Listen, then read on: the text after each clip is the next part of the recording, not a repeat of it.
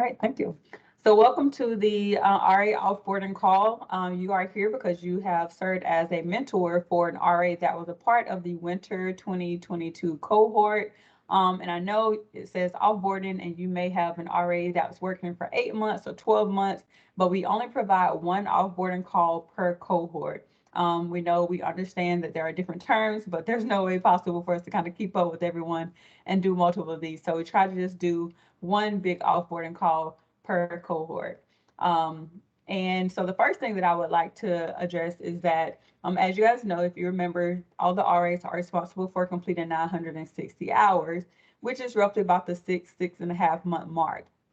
So if your RA was on a 6-month contract, then they will truly officially be offboarding unless you put in for an extension for that RA. For any of the RAs that are working the 8 months, 12 months, or they initially had a 6 and you extended them, then still at that 6-month mark, they can request their certificate. So there's 2 ways to get a certificate. If your RA is ending and they will not be extended, then they will get the certificate automatically right away once they finish. If your RA was extended or will be working 8 months, 12 months, anything beyond that 6-month mark, once they hit their hours, the ball is in their court. So they will need to request their certificate from their partner program manager in order to receive it. If they do not request it, then they won't be issued the certificate until the end of their program, right? So again, if they were on board for 8 months, at the 6-month mark, they can request their certificate so they can start applying for jobs or start the hiring process for the DHA. If not, then at the end of their 8 months and they're completely done with the program, then we will issue the certificate. And the reason why that is the case is because once we issue the certificate, they're going to have 2 years in order to use that. And once that certificate expires, then it's expired. And so that's the reason why we allow them to request it or wait till the end to make that clock starts ticking. And here in a second, I'm going to show you guys what the certificate looked like. I'm going to walk you through what that process will be and show you a couple of things. But before I do that, I'll go ahead and take this question from Flint. Go ahead. Yeah. Hi, Sylvia. Great to see you and good to see you all. Yes. Thanks for getting this meeting together. I just wanted to take the opportunity in case other folks are in a similar situation. Our intention is to offer our reps, our participant, a job as soon as possible. I had hoped to do that immediately upon him receiving the certificate, but as you all know, sometimes HR moves a little bit more slowly, and so I guess we're in the situation of as soon as we get the job classified properly and everything in place to offer Kyson the position, we will do so. But it's hard for me to predict how long that will take. And I'm just wondering if you have advice about that, if we should ask for the 12-month, the extension to 12 months or extension to 8 months, or what are the, if there are any, what's the smartest way to go in that situation? Sorry. Yes, for sure. So I know that there can sometimes be some, unknown factors when it comes to HR or getting a position approved and classified or added to your org chart. We've definitely experienced that with other units. And I would say some knew, more of a timeline, anticipated timeline than others. And I think it just depends on your leadership, what is that priority on that list for your area? Is it going to be a high priority so that for sure it's going to get approved right away, or is something that might not get approved right away? One thing that we would definitely need, an extension, and I don't have that list right in front of me, so I don't know how long his initial term was. Do you know how long? I know we have funding. We have funding for a full year. 4 year. Okay. So yeah. yeah. So what you could do is like the same thing I was just talking about. Once he hit his year, if you have that approval at that point, great, you can go ahead and start that hiring process. But if not, you can have him to go ahead and get his certificate, because we know it's not going to take 2 years, right? So we know he'll still be hired within his 2-year window. So you could go ahead and have him to get his certificate issued. He'll have that. He'll have his resume, and you'll work on with him with his he'll get his transcript and he'll work on his resume and make sure that it matches up with the PD for the position that you're going to be appointing him to. And Right. you're going to have your org chart once you get the position classified, and then the PD. Those are Yeah. the 5 documents that you're going to need. And so I would say the documents that you can already have on go and kind of in a file, go ahead and have those so that as soon as your position does get approved, then you can go ahead and start that hiring process. So that would Okay. be my advice. And I think you're in a good place now. There will be another opportunity to add more funds if needed. We've already ended the extension period of adding funds to extend him right now, but there will be another opportunity. So if you see that, okay, leadership has not budged, doesn't look like they're going to be making any approvals anytime soon, we're going to need a couple more months, you can let us know. And when we do that next modification, you can add more funds. What I would not want you to do is do another year. I always try not to add too much funding because we can't give you that money back. And so Right. I wouldn't want to add too much funding to the agreement. So we'll just play it by ear and just kind of let us know what it's looking like for Okay. you. And can you all let me know about that? I can find out a little bit more about the timeline, but can you let me know? What I want to avoid is missing some deadline about getting you the funds to continue Kyson on as long as we need to. So basically, what we want to do is supply you all with the funding, sufficient funding for this unknown period, and then again, as soon as we have the ability to offer Kyson the job, we want to do that and bring him on as quickly as possible.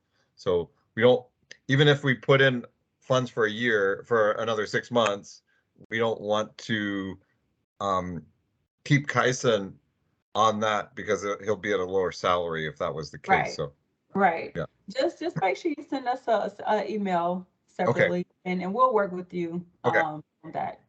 All right, perfect. Thanks, you guys. You're Thanks. welcome. No problem. So I'm going to go ahead and share my screen, unless there are any other questions at this moment. No. Okay.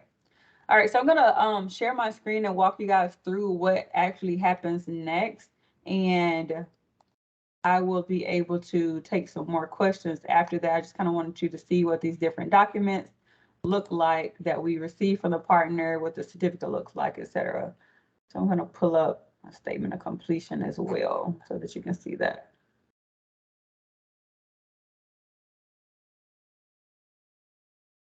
Okay.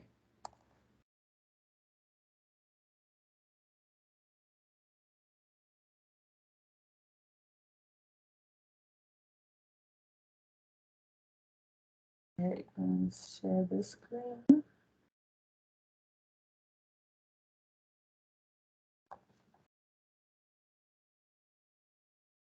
Okay, Vanessa, let me know when you can see this. Yep. Okay. All right. So as I stated, once an RA hits their 960 hours and they're not going to finish the program, they will automatically get their certificate issued. Or if they're going to be extended, then they will have to request. And so what that request looks like is a simple email that they'll send to the partner to say, GYF, I would like to request my certificate. And then what will happen next is a form that looks really similar to this will then be sent to the RAP liaison. So we have the regional volunteering services coordinator for each region who serves as your RAP liaison, as well as we have one for research and development and the Washington office. So just depending on where you are, this will be issued through that person. So again, the partner will create a form such as this. And this form, again, serves as a statement of completion. It just outlines the RA's name, of course, who the partner was, what their position was, how many hours they completed, that they have a degree and what that degree is. All of that information will be on there, as well as their agreement number. Once we receive that, then we complete this certificate. So on this certificate, it'll have their name up there. It'll have that partner's name here, the agreement number in which they are engaged on, their start and end dates, as well as their forest deputy region unit area will be listed there. And once this is populated, you'll see that populated up here at the top. So if it's the southern region, it'll have southern region, Kisatchie National Forest, not Chattooga, that's not one of their ranger districts, or whatever ranger district they were working on or wherever they're working will be populated at the top. So scrolling on down, in the middle, it kind of talks about what the authorities are and stuff like that. So then there'll be a date here. The signing official for this will be a regional forester or a deputy regional forester. And again, the RAP liaison will get this signed by them. They have their address there as well as their signature. And the date that this certificate is signed is the date that starts that that 2-year window.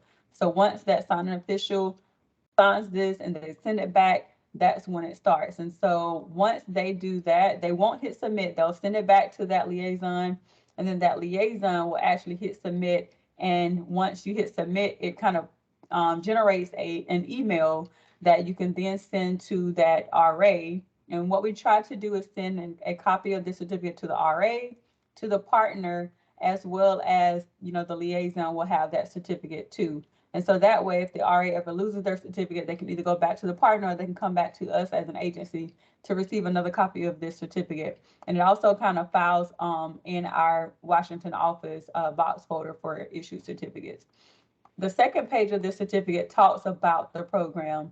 So if HR, they definitely know what this program is, but if there's a new person in HR or if there's a new hiring manager that's not aware, if the RA shares their certificate, they'll be able to read up on what the program is and about those hiring authorities on this second page, because it talks about what the program is. It talks about the eligibility requirements, and it also talks about the qualifications of this. So all of that can be found here.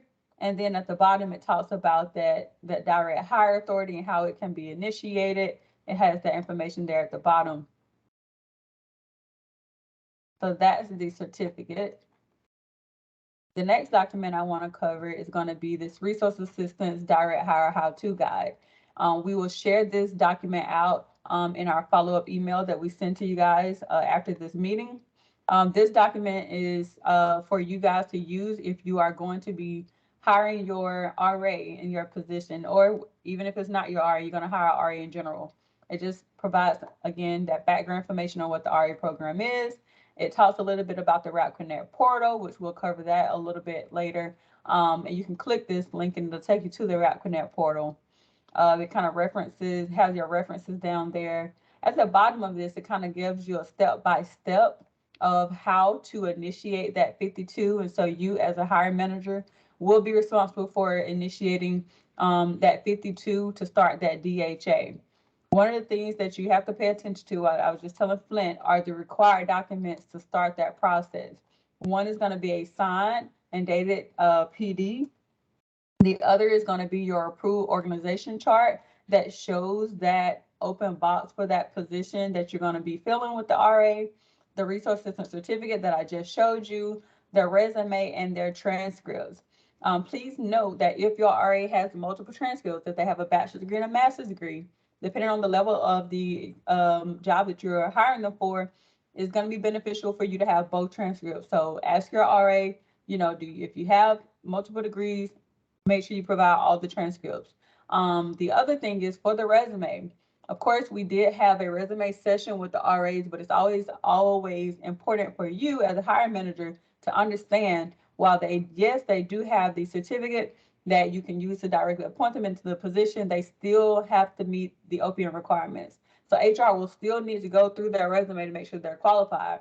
So if they have a resume that doesn't really speak to those qualification standards, those specialized experiences, then HR can deem them not qualified. Or they may say, okay, you wanted to hire them at this GS level, but they're only qualified at this lower level because of what's exemplified on the resume. So it's going to be important for you to provide as much information as possible to that RA so you can provide them with that PD, what that PD looks like. Pull up some of those specialized words, those buzzing keywords for that position, and make sure that RA has put that stuff on their resume, and that resume really speaks to their qualification levels so that they are qualified. So those are the required documents. And again, I won't go through all of this, but it kind of talks about what that process looks like. And so another thing, a word of advice that I'll say is make sure that your leadership knows when you're going to be submitting this 52. I have seen where a 52 has been submitted and it has taken a week or two before the next level of leadership to go in and actually approve it, right? And so make sure, again, leadership knows, hey, we're going to be submitting this 52 to hire. I just wanted to let you know so that you will be prepared to approve it, because you don't want, it already takes a while, right? It takes a minimum like 2 months to get through this entire process. So you don't want this process to be held up just because someone wasn't available or aware that they need to sign this or do that approval. The other thing that I always like to talk about is that this job, the position that you are trying to directly appoint them into, will still need to be advertised for 5 days, right?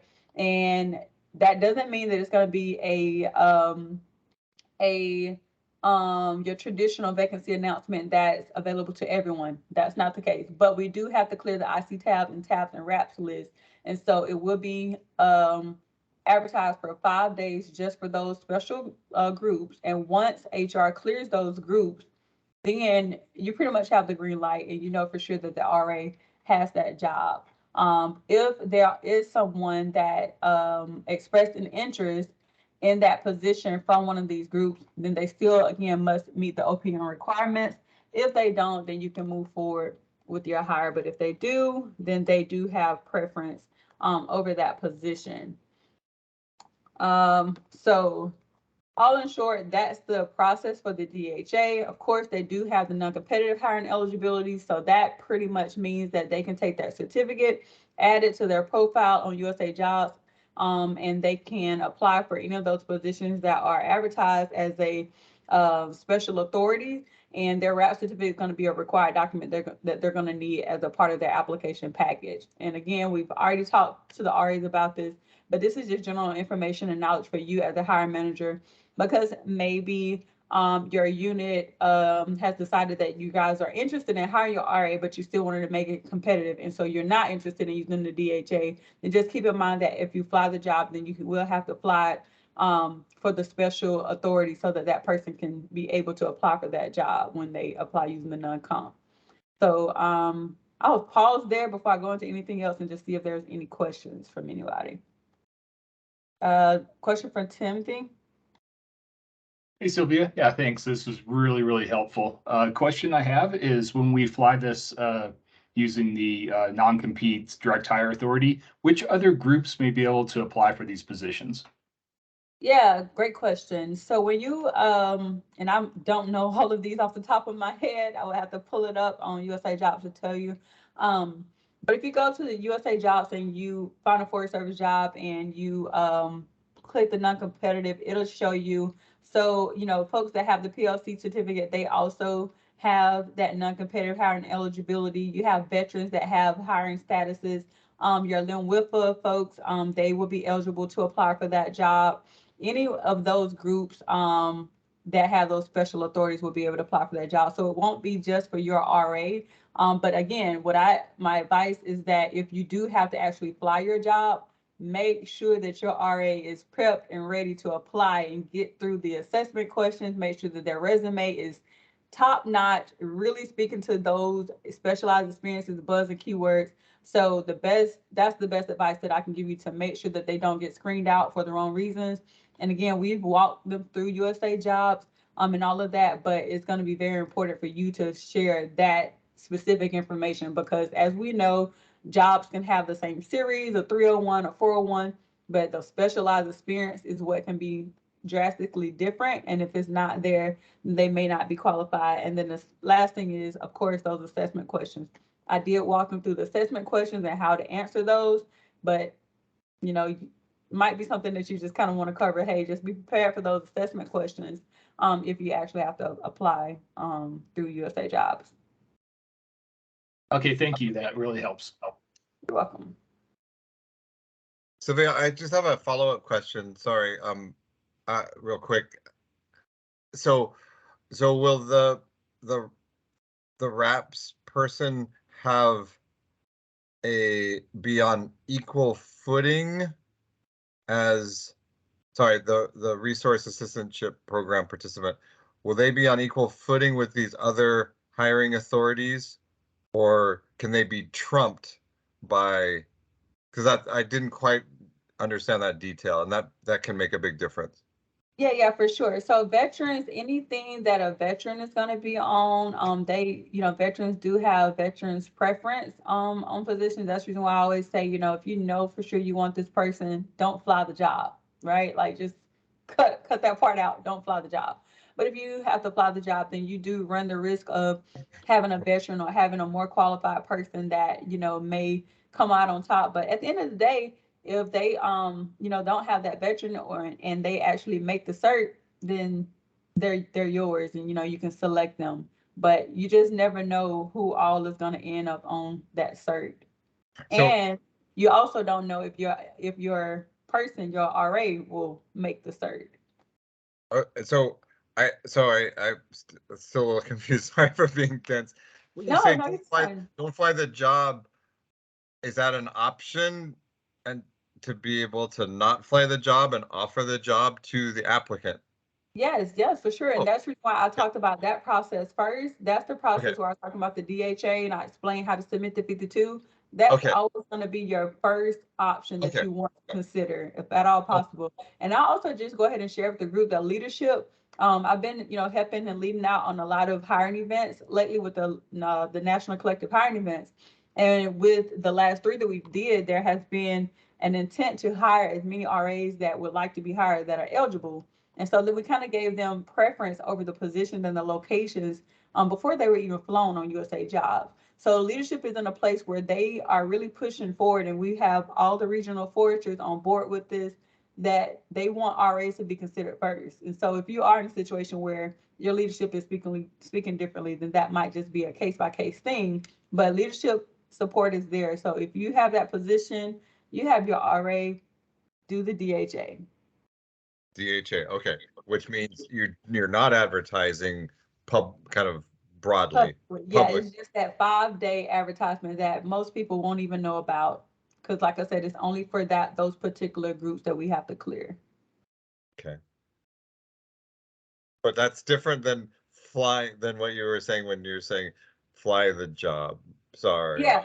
No, you're fine. You're fine. I know a lot of these terms can be the same and it can be, a little confusing, but there's 2 authorities, your DHA, right? And then your non-comp.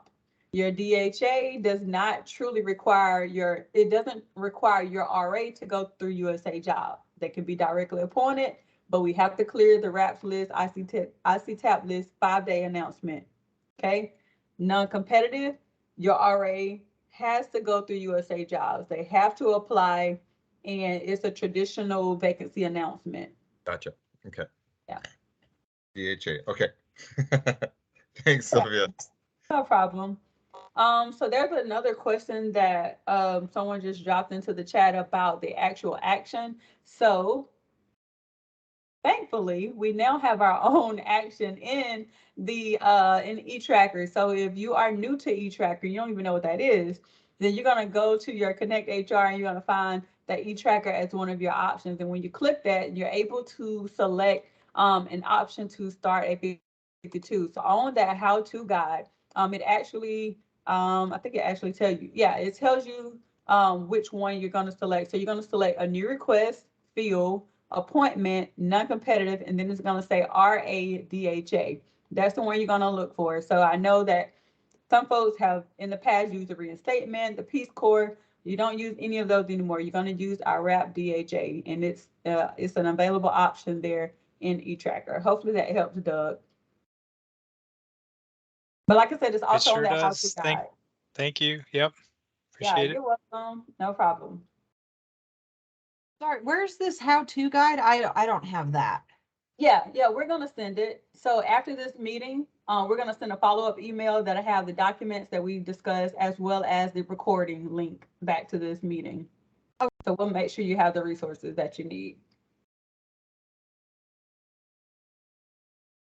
Are there any other questions about the DHA or the non-competitive? Any of that? Okay. Yeah, I just had one more. So we do the drop-down menu, we choose the DHA, and we've initiated this process. You're talking about this 5 days. Do we need to do anything for that, or is that all taken care of? Okay, so once we started the DHA, then it's good to go. It's Great. Yep. And so what I always do is, let's say you're not the actual hiring manager or someone else is, if you can have someone monitoring that, that's the key piece, is to make sure someone is monitoring that action. And the reason why I say that is because prior to being in this position, when I was a recruiter Region 8, I used to process these or help a hiring manager process them. And I always tell them to add me as a need to know so that I could always go back and check. And so if I see it where the forward supervisor hasn't approved it in 5 days, I'm like, hey, AO, somebody get the forward supervisor to approve this or make that switch, because it's little things like that. Let's say that forward supervisor, whoever that approval person is, waits 5 days. That's 5 days that you've lost. That could then add more time on the back end to that hiring process. And it already takes typically 2 months, but we have definitely seen it take 3, 4, 5 months, and that is, ridiculous. But it happens, and it's little things like that where a person is waiting on another person to push a button. So my advice is, yes, submit the 52, and there's nothing else that you truly need to do other than monitor it and make sure that if there's anyone you need to ping about it, then you do so.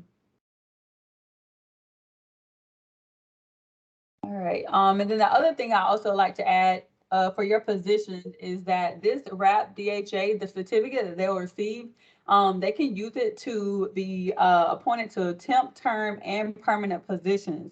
So if you do know that you have a position that is going to come available, they are finishing the RA position, you can extend them because you don't have program dollars, but you have S&E dollars, so you can hire them in a term position, hire them in a temp position. That way they can continue to get that experience, they can continue working, and they can use that certificate multiple times. They can use it as many times as they would like, as long as it's still good within that 2 years. So another example for you, Flint, like I said, if you don't have those program dollars to add to the agreement, put this person in a temporary position or term position, continue to work with your leadership, and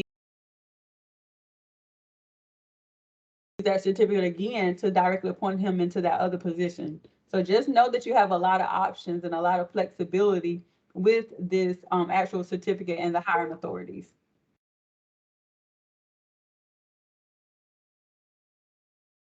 All right. I think there were another question. Okay, thanks, Dawn and Vanessa. They're manning the chat for me. Okay, the other thing that I want to show you guys really quick is going to be the RAP Connect portal. Is everyone familiar with the RAP Connect portal? No, yes, some, maybe. Okay. All right, so I'm going to share my screen one more time and show you guys the RAP Connect portal, and then I'll stop again for more questions. We understand that there are some hiring managers that may have an interest in their RA, but don't have the money to hire the RA or don't have the available position. Help to network your RA, send their resume out to other program areas or people that other program managers. Also direct people to that RAP Connect portal that I'm going to show you. Or maybe your RA was great, but they really don't fit the needs that you have and you want to see what other RAs might be available. You're going to want to go to the RAP Connect portal. So let me go ahead and share my screen. Okay, so this is the RAP Connect portal. This is the portal that we have designed, again, to help to network and provide that platform for the RAs to facilitate that start of the hiring, to find that placement. And so this portal can be utilized by the RAs as well as hiring managers in the Forest Service. So any Forest Service employees that go here to create a profile, you're going to be considered a hiring manager as relates to this particular portal. So the things that you can do in this portal, just walk you through a couple things. Oh, wait. All right, so one thing I want to show you is the job opportunities. And so if you click on job opportunities, if you have a profile, you can add a job. So let's say you have a special uses position and you are looking to hire an RA. In addition to our traditional outreach page that we have in the agency, we have this RAP Connect portal page that you can use kind of as an outreach database. So you can drop your job here. So I'm gonna click on this one. You can drop your job here and provide all the information that you would like. And then that way RAs can find this job too without going to our traditional outreach page. And you want to provide as much information as possible. That way they know if they truly want to contact you about this job. So this one says the regional office program support assistant to the regional patrol commander. But for me, what stands out is it doesn't provide a GS level. It doesn't provide the series. So those are two things that I definitely would have added to this job. So that I already know, okay, this is a GS7 or this is a GS9. I know I have no business applying for this, or because I know I won't qualify. So as much information again as possible, that would be great. It does provide the actual locations, Vallejo and Williams, California. And even though this person has their name here, if there's an additional contact person, it's always great to provide their information as well. So yeah, so just tell the RA a little bit about what that position is, and they can contact you through the portal, or they can find your name here, and then they can send you a separate email. And so this, it says, and we call it application, but it's truly not an application. This is just kind of like an interest form. And so again, if they're interested, they can just click that, and then it will notify you if that was your job listing. Then it'll notify you that, hey, there's 3 RAs that have expressed an interest in your position, or there's 2, et cetera, et cetera. So that's that. Okay, the other thing, I won't go through this entire database because I'll let you guys kind of do that on your own time. Oh, it's gonna make me log in. Let me see if I can get logged in real quick. But I also take a couple of questions while I'm logging in.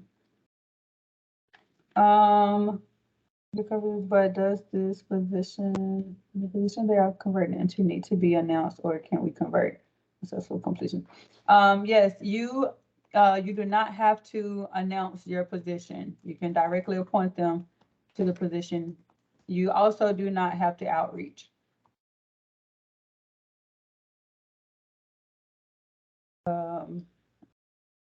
Vanessa, am I missing any other question? Yeah, I can read Teresa's question. If we have already obligated funds for the full year of salary in agreement with Greening Youth Foundation, wouldn't it be better to complete the full year internship and use the funds that are obligated for it before converting them to permanent position and needing to cover the salary? Mm-hmm. Yeah, great question. Yes, it would be.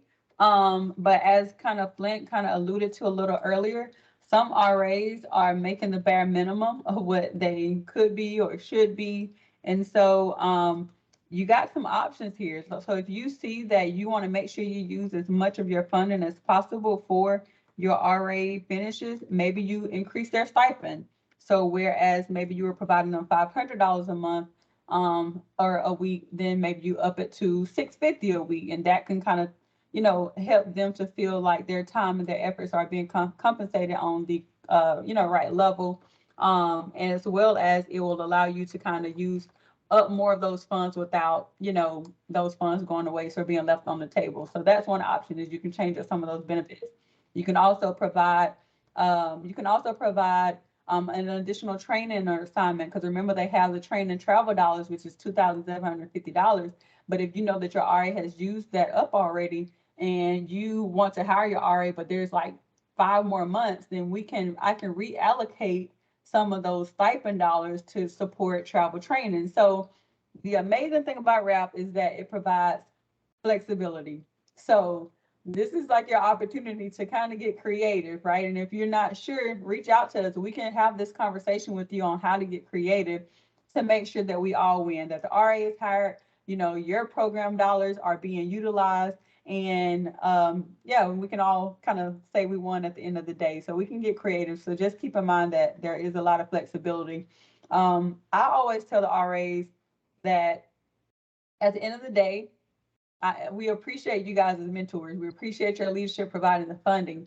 But at the end of the day, it's their life, right? It's their life, their career. And so they have to do what's best for them. And we might not always know their personal situations, which would deem them to have to take a job instead of waiting on your job. And so I've always recommended to the RAs, because they've asked us, is it a bad look if I take a job before finishing out my 12-month assignment? And so I think it's important for you to be very upfront and honest with your RA, and just open up that line of communication. Say, hey, I have an intent to hire you. Because if they don't know that you truly want to hire them, then I'm telling them, find your job, find placement, don't wait till the end, get that certificate, and you start networking yourself.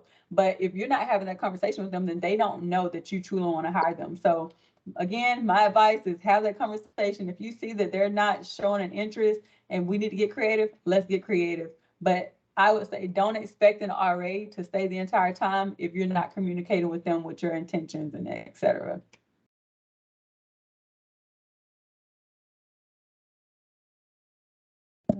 Hey, Sylvia, great conversation. It's prompting me for one related question. So I have 3 RAs. They're funded through the end of the calendar year. I've had conversations with them. They do want to work for us. We want to get the hiring process started as soon as possible. Would an option be to start the hiring process as soon as we can, get through, use DHA, and then have them negotiate a start date that would be the end of the year? So there are no ambiguities in the hiring process. They're on board, and as soon as the RA funding is exhausted, they're transferred over. Is that an option? Yes, that's definitely an option, because you're submitting the 52. You're the one that's going to put in that start date, right? That effective date that you're shooting for. So sometimes people will put a start date in 2 weeks, and HR might laugh about it, but you determine that, and that date can change. But yeah, you can definitely project it out and negotiate. And like I tell the RAs, they can work all the way up to their effective date. So on a Friday, they could be finishing up with the partner, and by that Monday, starting in your Forest Service position. There doesn't have to be a break. But I also, on the flip, make sure that the hiring manager and the RAs know that if you do need a break, then we can make sure that space is there. So let's say that your RA might need to move, or they just want a break because they might have finished college, started in your RA position, and now they're about to have their first big girl, big boy job, in this adult life in the federal government. They're like, okay, I just want a week to breathe. Then let's make sure we have that conversation with them too, to really negotiate what that start date is going to be for them. And then the last thing to that, I think you asked something about, it was something else with the funds. What was the other part of your question? No, I think that answered it, actually. We're funded through the end of the year. We just want to make sure we use those funds and they're not sent back to the black hole. And we want to offer flexibility for RAs too. So yeah, thanks. That helps. Right. Yeah, so that just prompted another thought. The other thing that I will also tell you guys to be mindful of is how long your RA is in their position, and if that length of time will qualify them. Because I've seen where sometimes the RA might be in their position for 8 months, but that position, this was like their first job related to that particular work, and HR said, no, they need a year of experience. So for you and your 3 RAs, let's say 2 of them have had previous jobs, and we know for sure they're going to be qualified. You might want to go ahead and start them. And then that third person, let's say that this is their first job related to what you're going to hire them as, and you think that there might come an issue where HR is saying they need 2 more months of qualification. Well, then we can go ahead and hire the first 2 and use their money, their additional dollars, to support an extension for that third person to make sure that they're qualified. So I think that, again, it all goes back to intentionality. You have to be really intentional with this program. So take a look at your RA's resumes to see if they're HR deems them qualified. And if not, and you think that they need some more time, plan for it, manage it in that way. So hopefully that kind of helps too with thinking that through. Yeah, great points. Is there a limit to the time period folks can be an RA? Is that limited to a year or not? No, it's not limited to a year. There's an hour amount that we have a max of, I think is the 2,500. I always forget that number. Okay, so a year and a half. Yeah. Perfect. I think I think it's 3,500. 35. Okay, 35. Yeah, 3,500. 2 years. Okay, thank you. so you have time. Yeah, no problem. I'm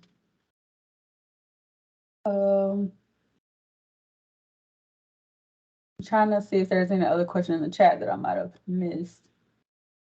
So Sylvia, one that I don't think you've answered, the issue about how to, if they want to increase the pay, the stipend for the RA, if there's extra money before the, they want to shorten the time and hire them. Yeah. How what's the process for that? Yeah, so that process, you're going to want to email me because all of the partners are going to ask for my approval on those changes. And so just email me and we can work with that finance person to see how much funding you have available to see if that's even an option. But yeah, you can just email me with that request. Correct. RA time does not count towards retirement because they are considered contractors. They're not federal employees. Yeah, and Jim, I kind of already just answered this about reallocating those dollars. A lot of that stuff, the partners are going to ask for my approval. So if there's ever a situation where you want to email them and CC me or email me and CC them, and then I can respond. Either way, just make sure that I'm included on those requests so that I can approve it. Because sometimes it can work and sometimes it doesn't. As an example, some of those stipends or those stipends that they receive are monthly. Some are like their actual stipend is weekly. And so where we might extend an RA and there is an additional, or we need additional dollars, it's not just about, okay, do we have enough money to extend them and increase their stipend for another month? Because we also have to see, okay, did they opt into healthcare? So that's another month of healthcare. We also have to provide them another month of $1,000 of a living allowance or commuter. So all of those things kind of have to be factored in that I think a lot of times people don't really think about. They just think about the stipend and it's other things that has to be considered. Great, thanks. And so if we have two RAs that were extended on the same agreement using the same job code and one gets hired right away, can we take the remaining funds for the other one? You sure can. Okay, great. That was my big concern. Thank you. Yeah, no, we can share the love. And even if, I know sometimes people are a little territorial about their dollars, but even if you're in the same region or the same forest and, you left $2,000, we're not going to de-obligate $2,000 or you leave some money on the table. A lot of times we call those slush funds, right? Or, if you want to share that with your neighboring unit, hey, my program area left $5,000. My colleague has this RA, you can share my money, my funds with them to support an extension. So if you don't tell us to do that, then I'm going to get creative with the money to help whatever RAs I can. Because a lot of times what I'll do with the slush funds is if there's an RA, because we have to do a modification to add funds, if there's an RA that needs an additional month or additional 2 months, and we're not in a position to do a modification and you add funds, I tap into the slush fund. So I work with that finance person to see how much it's going to cost to extend them. And I see if I have those slush funds available. And then we'll just tell you, hey, we're going to take care of that extension and you don't have to add funds. So just know that slush funds do get used. Hi, Sylvia. This is Therese. Your comments reminded me of a little bit related question I had emailed you about a little while ago, where our RA intern, the agreement was set up using funds from 2 different job codes.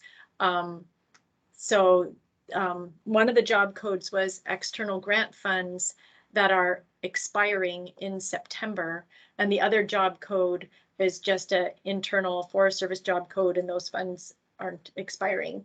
And I wanted to make sure that whoever's approving the payments on the agreement when they're billed for the salary was using the expiring job code first. And I've looked in that grant and that RACA job code, and it looks like it hasn't really been spent down. So I was concerned that you know, that grant's going to expire, there's going to be funds left, but meanwhile, the other job code has been being used, then I'm going to fall short and not have enough to pay the rest of my intern. So if you have the ability, or whoever's approving them, to kind of shuffle that around among other people's interns, making sure that those expiring funds get used and paid for, I don't care whose RAP intern salary, that they get used before they expire, and that there's still slush fund money available in the agreement with Greening Youth Foundation to keep my intern covered until January. Right, yeah, thank Makes you for sense. that. I know And I it's kind of remember that. paid. Pardon me? Yeah. No, I said thank you for that. And I remember that email and that situation. And so, like, for me, that's something that I would make a note of, but also it's something good for the partner organization to know as well. Because one of the things that I have tried to get them accustomed to is when they submit the invoice to also add the job codes by that RA, because you guys have no idea what it's like for us on the other side to find these codes and all of that. Work our magic, but it's easier, and that'll also allow us to kind of just kind of check each other to say, okay, yeah, we're on the same page. You know, don't forget that this person, this code needs to be charged first and spent down for the other. So for anyone, any situation like that, make sure you let the partners know, but also let me know. We'll make sure that it's done. And sometimes when you don't see the funding really moving, it's probably because the partners are behind in invoicing. So not all of our partners invoice. Some invoice monthly, some would do it quarterly. They're all on different time links. And so if you haven't seen it move and then next thing you know, $20,000 is gone, it's probably because they kind of waited before they invoiced a while. Okay, yeah, I'll follow up with the partner with Greening Youth Foundation as well. Yeah, I didn't just think they CC could me on really that email. specify job codes, because when I approve things in NRM for agreements I set up, I can choose which job code the invoice gets paid with. I didn't know the cooperator could do that as well. Yeah, no, they can't do that, but they put it on their summary Their spreadsheet invoice. that we use when we're approving. So I can do that, Vanessa can do that, Don can do that. But I'm just saying that it's good for us both to know. Okay, thank you. Yeah. You're welcome. I see a question saying, do we need to submit the 52 before the certificate is in hand? No, you cannot. It actually won't even accept it. The certificate is a required document. Is there anything that we can do to start the hiring process before the certificate? The only thing I can suggest that you do is work with them, make sure that resume is good to go. That's the thing that you can do early on is, update those resumes, make sure that your RA has the transcript. They don't need their official transcript when you start the 52. They can use their unofficial, but let your RA know that once they are offered the job, HR will require them, as they do everyone else, to request their official transcript to be sent directly to HR. So if your RA asks about that, which we've told them as well, unofficial can be used to start it. Official would be needed to confirm the hire at the end. But no, you cannot start the hiring that 52 without those required documents. Looks like there's a hand. Let me get to my contact list. Mindy. Hey, Sylvia. I just had a question, and it's kind of maybe a little bit similar to that previous comment. So we also identified 2 different job codes to fund the extension, just a 3-month extension for my RA. And I know I worked with my staff officer to identify those funds, but I got the impression like it was tight for us to do that. So I know we had talked about those slush funds, and if there were other additional funds that you could help us out to be able to secure that extension. And so I guess my question is just, once you pick who's going to get those slush funds, how do you notify us, or even how do you pick, who gets them? I want to know what I can do to get picked for that. I mean, maybe I shouldn't worry about it. My supervisor did find the funds, and I think she had to scrape it together, and she made it happen, which I really appreciate, because we definitely wanted to extend our RA so that we can get her through that permanent conversion process. But I was just curious how you'd let us know if there was some slush funds available to help us out. Yeah, for sure. Great questions. So typically, if someone asks, it's kind of like not It's usually at the last minute. It's not 6 months in advance, like, hey, I'm gonna need 2 months of slush funds. Can you help me out? It's usually kind of at the end, like, hey, we've started the hiring process. There seems to be a hiccup, or like Flint said, my RA is ending. Our position has not been approved. Is there any availability to, use any slush funds? And honestly, I think this might be the first group that I ever even talked about and discussed slush funds. Cause I usually don't tell. I usually don't tell. It's a secret. It's kind of one of those things that if there's a situation that I can handle or address with the slush fund, I just kind of make it happen.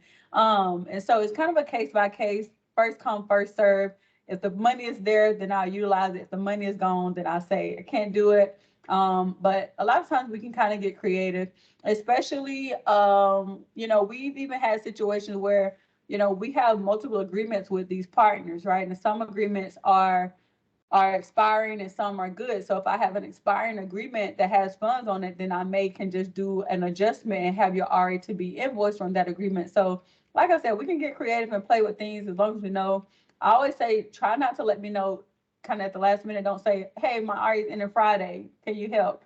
Because just depending on other stuff I got going on, I may not have time, because what it takes for me is to contact the finance person on the partner side to look at the finances and really see where our true numbers are before I say, yes, we can do this for 2 months. So case by case, if you have that situation, email me, but also loop in your regional volunteer services coordinator as well, because sometimes they also have regional agreements with certain partners where we might be able to tap into those funds. So always loop in your regional point of contact and just send me an email, and now, we'll try to do the best we can to accommodate, someone needing that extra money. But yeah, it's really a first come, first serve. Okay, thank you. You're welcome. Thanks, Katie. All right, so before we wrap up, the next thing that we want to talk about, and thanks for the reminder, Vanessa, are the computers. So we're going to send a follow-up email with, of course, the documents that I just shared. We're also going to have in that email the information on how to send computers back, as well as link passes back if your RA is not going to be hired.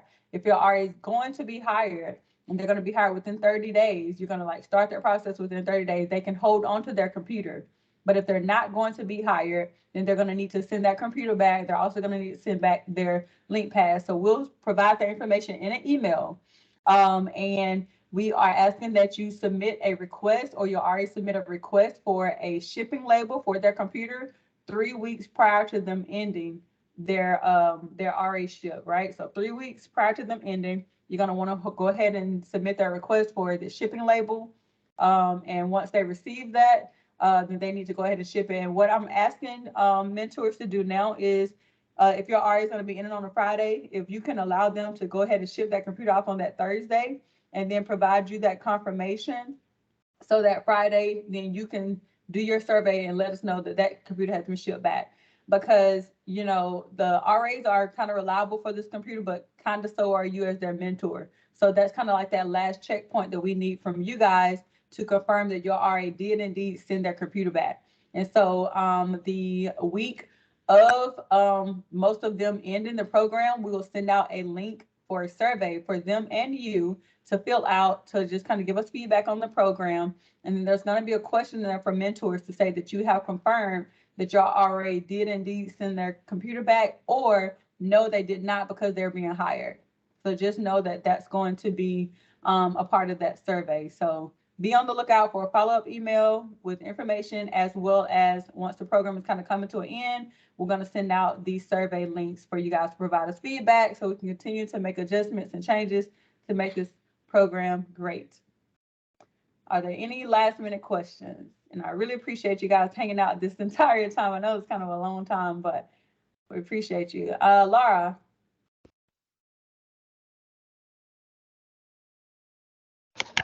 Hi, sorry. Let me know if I'm a little choppy. My internet's a little slow, but given that the direct hire certificates are valid for 2 years, is there any merit in advising them to hold off on asking for the certificate past their 960 hours so that they get their certificate as late as possible to maximize the amount of time that they can use the direct hire certificate? That just depends, right? And when I say it depends, because they may run out of money on the agreement, right? And so we try to tell them to be mindful of the end of their term and the time that it's going to take to process this hire. If they are in a position where they could take some downtime, let's say the RA has an 8-month or 12-month, and then they decide to wait till month 11 to get their certificate. Well, they may not be able to get through the entire hiring process before they run out of funds, and now they don't have a job, and now they have to go a month or so with no employment. So I don't really advise that unless there's a contingency plan. You know, there's something else that's going to happen next. But in a scenario where the RAP intern isn't looking to be hired permanently immediately, maybe they want to go to grad school, and would consider potentially applying to a job next year. Yes. Now, in that case, yeah, they can wait until the absolute last minute and get their certificate issued once they are completely done with the program. Yeah, so it just depends on their career goals. If they want to be hired, get it done right away. If they have grad school or something else in mind, then yeah, wait till the last minute. Thank you. You're welcome.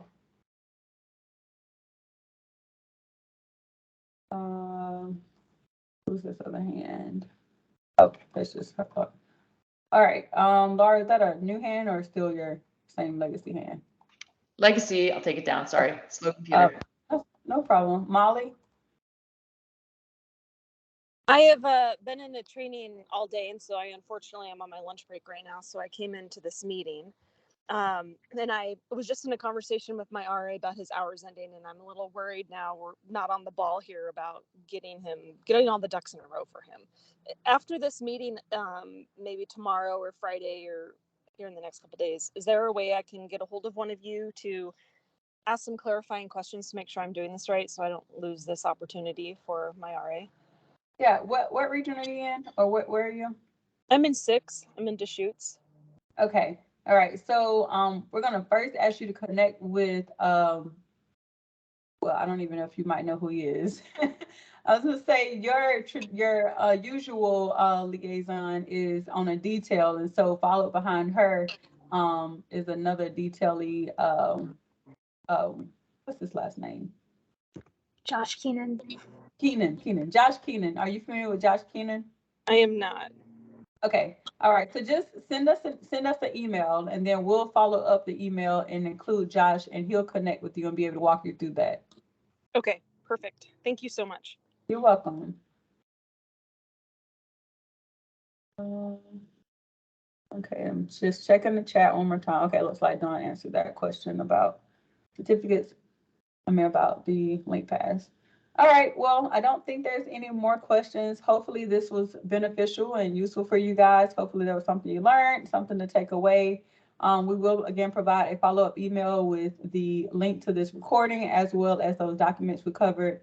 And of course, as usual, if you have any questions, you can always contact your regional liaison as well as our staff, and we'll connect you with whoever it is that you need to be connected with. So thank you so much for attending today. Continue to do great work as a mentor and let us know how we can continue to support you. Thank you. Bye-bye.